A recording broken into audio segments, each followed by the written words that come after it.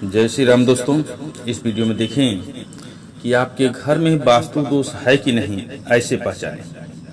यदि आप हमारे इस चैनल को सब्सक्राइब न किए हों तो इस चैनल को सब्सक्राइब और लाइक जरूर कर लें। भवन निर्माण के दौरान कई प्रकार के वास्तु दोष रह जाते हैं। इन्हें दूर करने के लिए भवन में कई तरह के शुभ चिन्हों का उपयोग वास्तु दोष में काफी हद तक राहत प्रदान करता है।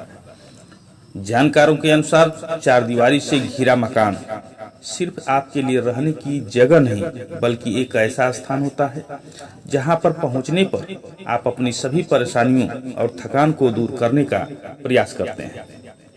ऐसे में जहां कई बार कुछ मकान हमारे लिए शुभ तो कुछ अशुभ साबित होते हैं। शुभता और अशुभता के पीछे दिशाओं की महत्वपूर्ण भूमिका होती है, क्योंकि प्रत्येक दिशा का अपना स्वामी होता है। प्रत्येक दिशा का ग्रह और उसके देवता होते हैं।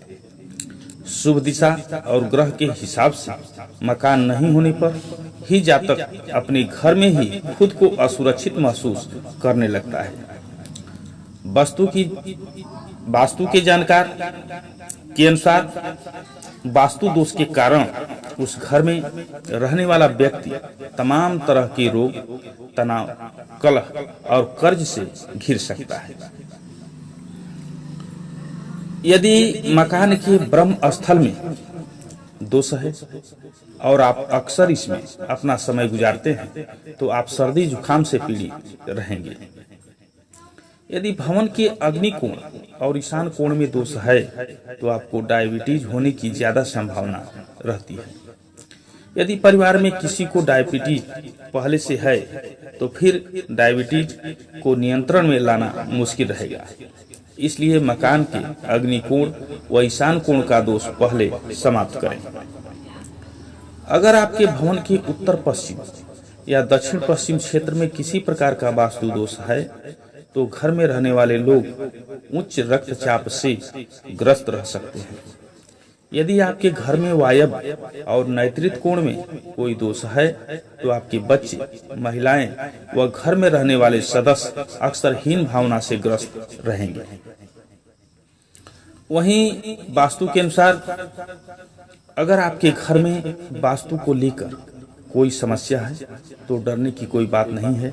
आज हम आपको वास्तु दोष के कुछ उपाय बता रहे हैं जिन्हें आप घर में बिना तोड़फोड़ किए कर सकते हैं और वास्तु दोष से छुटकारा पा सकते हैं।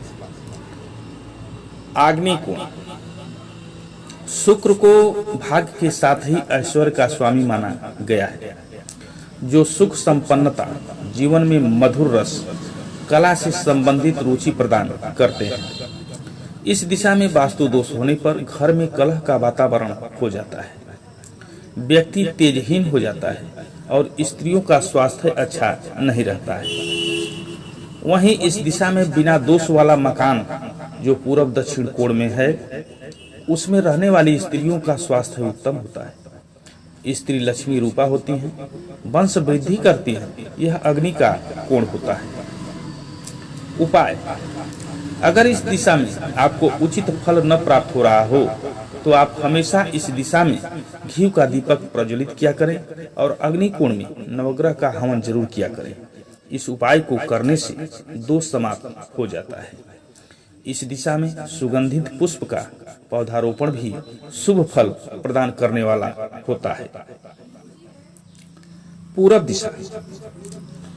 सूर्य का भवन। पूरब दिशा के स्वामी सूर्यदेव हैं। इस दिशा के देवता इंद्र हैं। पूरब दिशा में मकान होने से सूर्यदेव स्वास्थ्य और तेजस्विता प्रदान करते हैं। यदि आपका मकान पूर्वोत्तर मुखी है तो ऐसे भवन में रहने वाले लोग महत्वाकांक्षी, सत्गुणों से भरपूर, मकान में रहने वालों के चेहरे पर तेज, खूब मान सम्मान और सामाजिक प्रतिष्ठा होती है। इस दिशा में टॉयलेट, बाथरूम या मकान के सामने कोई बड़ा पेड़ या कोई रोशनी बाधक चीज नहीं होना चाहिए, अन्यथा वास्तु दोष लगता है। उपाय। यदि आपके भवन में ऐसा वास्तु दोष है तो आप घर के मुख्य दरवाजे पर हमेशा सिंदूर और गाय के घी से तिलक करें। या ओम लिखें। साथ ही कुछ फूलदार पौधे भी अवश्य लगाएं। दक्षिण दिशा। दक्षिण दिशा के स्वामी ग्रह मंगल देव हैं और इस दिशा के देवता यम है। दक्षिण मुखी भवन समस्त प्रकार का साहस देता है और धन लाभ कराता है। ऐसे में यदि मंगल शुभ नहीं हो तो यह दिशा रोग, कानूनी अड़चन, क्रोध आदि देता है।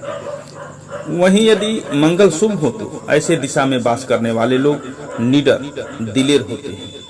इस दिशा का मकान युद्ध में सफलता देता है। दक्षिण दिशा कानून, मुकदमा, रोग से संबंधित प्रभाव देता है। इस दिशा को स्थिर दिशा माना जाता है। घर के स्वामी को इस दिशा में शयन करना चाहिए। उपाय।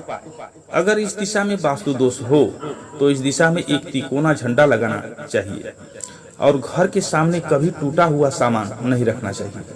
साथ ही मुख्य दरवाजे के सामने बहुत बड़ा पेड़ नहीं लगाना चाहिए। वायव्य चंद्रमा का भवन। उत्तर पश्चिम की दिशा का कारक ग्रह चंद्रमा है। इस दिशा के देवता वायुदेव हैं।